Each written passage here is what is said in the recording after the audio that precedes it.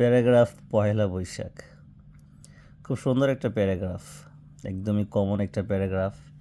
আমরা মোটামুটি স্টুডেন্ট যারা আছে তারা মোটামুটি ক্লাস 8 থেকেই খুব সম্ভবত এই প্যারাগ্রাফটা পড়া শুরু করে। 9-10 তো আরও বেশি পড়ে এই প্যারাগ্রাফটা। তো এইচএসসি লেভেলে এই প্যারাগ্রাফটা খুব বেশি একটা পড়া হয় না যদিও, তারপর কমন একটা প্যারাগ্রাফ, যেহেতু প্রিভিয়াস স্টাডি লাইফে স্টুডেন্ট পড়ে। তো বিদ্যাসাগর উনি পয়লা বৈশাখ প্যারাগ্রাফ লিখছেন।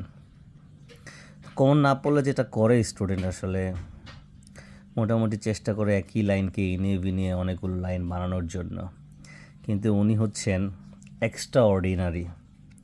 উনি ইনিয়ে বিনিয়েও লিখবেন না, উনি প্যারাগ্রাফ লিখতে চাইছেন, ওনার কথাগুলো সব ঠিকঠাক আছে, কিন্তু কীভাবে লিখছে আপনারা একটু দেখলে বুঝতে পারবেন। সে প্রথমে লিখছে, Pohela Boishakh is a calm sight in our village city. Pohela Boishakh is a most important one of our life.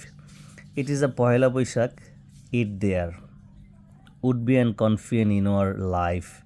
Pohela Boishakh is best of the plug. সবই ঠিকঠাক ছিল, বানাই টানা লেখার চেষ্টা করছে, স্ট্রাকচার ঠিক নেই, গ্রামার ঠিক নেই, এরপর চললেও মোটামুটি একটা কথা ছিল। এরপর সে কী করছে, সে লিখছে, জীবনে অনেক সুন্দর দিন কাটে এই পহেলা বৈশাখ কী দিনে, এই দিনে গ্রামে অনেক মেলা বসে। গল্প শুরু করছে সে।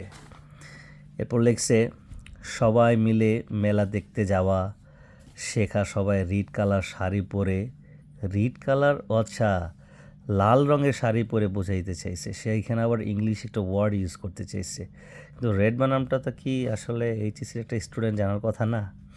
আচ্ছা, পরে কি বলছে, সে রেড কালার শাড়ি পরে ঘুরতে যাওয়ার মজা অনেক, মেলায় অনেক খাবারের দোকান বসে, আমরা সবাই ওখানে কিছু খাই, পরে অনেক রকমের মাটির পুতুল কিনি, অনেক মজা করি।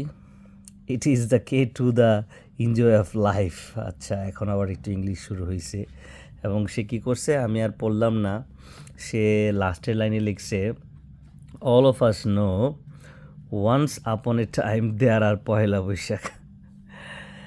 এই হচ্ছে এইচএসসির একটা স্টুডেন্টের ইংরেজি খাতার অবস্থা।